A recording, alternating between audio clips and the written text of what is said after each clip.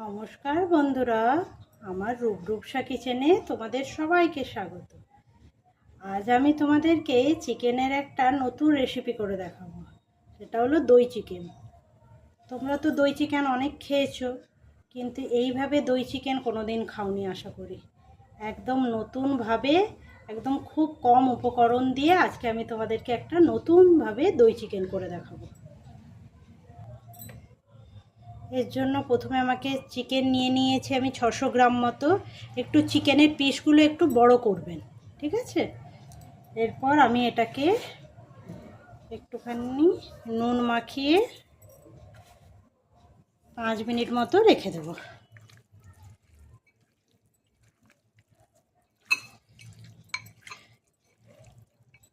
দই চিকেন তো অনেক খেয়েছেন, কিন্তু এইভাবে দই চিকেন আশা করি অনেকেই খাননি এখনো। একটু নুন মাখিয়ে আমি 5 মিনিট মতো এটা রেখে দেব। এরপর একটা জায়গায় কিছুটা জল দেবো আমি।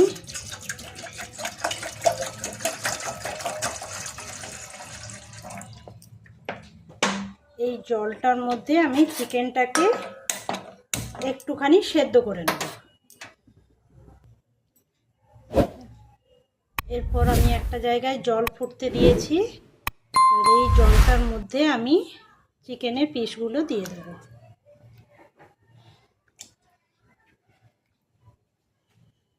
চিকেনটাকে একটুখানি সেদ্ধ করে নিতে হবে, বেশি সেদ্ধ না, একটুখানি জাস্ট 5 মিনিট মতো একটু ফুটে গেলেই আমি নামিয়ে নেব।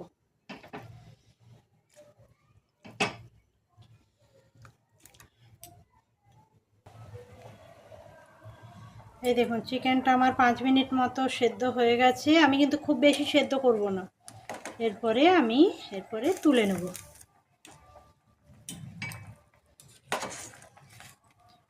খুব বেশি সেদ্ধ করলে কিন্তু নরম হয়ে যাবে।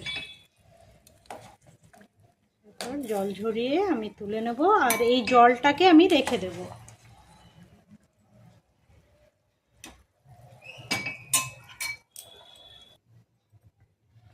এরপর কড়াতে সাদা তেল দিতে হবে।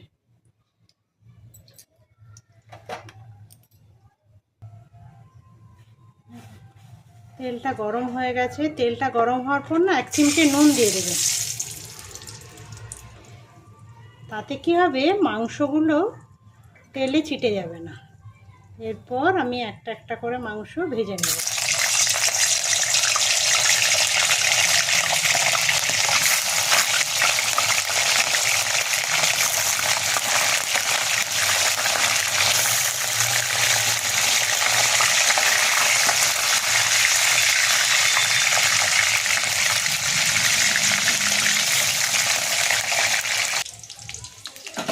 এই দেখুন, চিকেনটা আমার লাল লাল করে ভাজা হয়ে গেছে। এরপর আমি এটাকে তুলে নেব।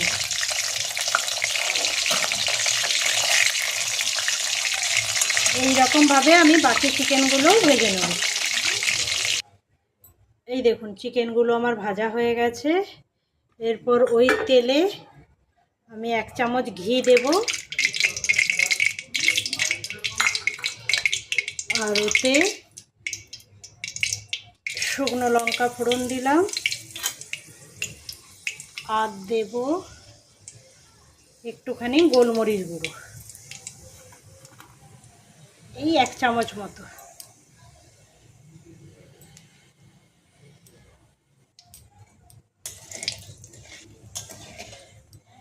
এরপর এর মধ্যে আমি দেব রসুনটাকে আমি থেতো করে রেখেছিলাম, রসুন থেতো।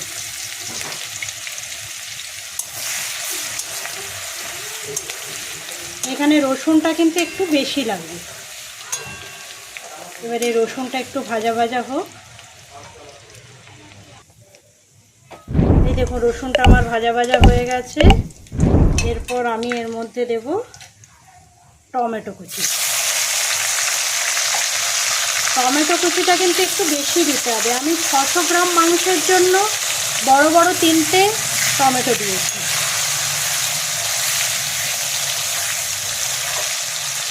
এরপর এর মধ্যে একটু নুন দেব যাতে টমেটোটা তাড়াতাড়ি নরম হয়ে যায়।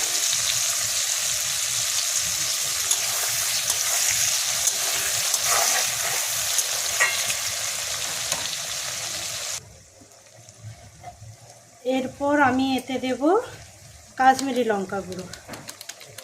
এতে কিন্তু হলুদ পড়বে না।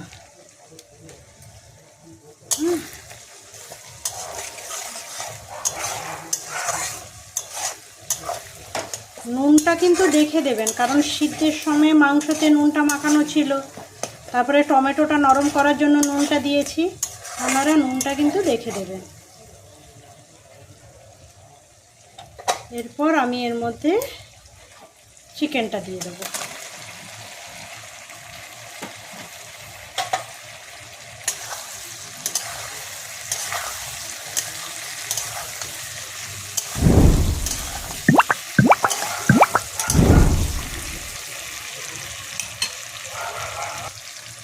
এরপর আমি এর মধ্যে 3 চামচ মতো টক দই ফেটিয়ে রেখেছিলাম, সেইটা দিয়ে দেবো।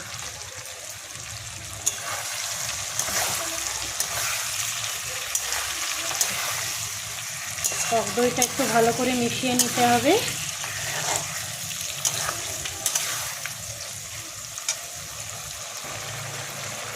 এরপর আমি এর মধ্যে একটুখানি চিনি দেব, কারণ যেহেতু টক দই দিলাম, টমেটো দিয়েছি তো, তাই জন্য একটুখানি জাস্ট মিষ্টি দিতে হবে। এরপরে দইটা ভালো করে একটু কষানো হয়ে যায়। দেখুন তেল ছেড়ে গেছে, মানে দইটা আমার কষানো হয়ে গেছে। এরপর এর মধ্যে ওই যে সেদ্ধ করে রেখেছিলাম মাংসের জলটা, ওইটা দিয়ে দেবো।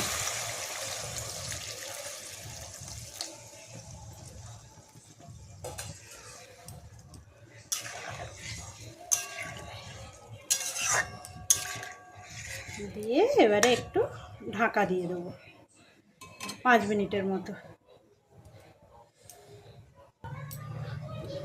এবারে ঢাকা দিয়ে দিলাম।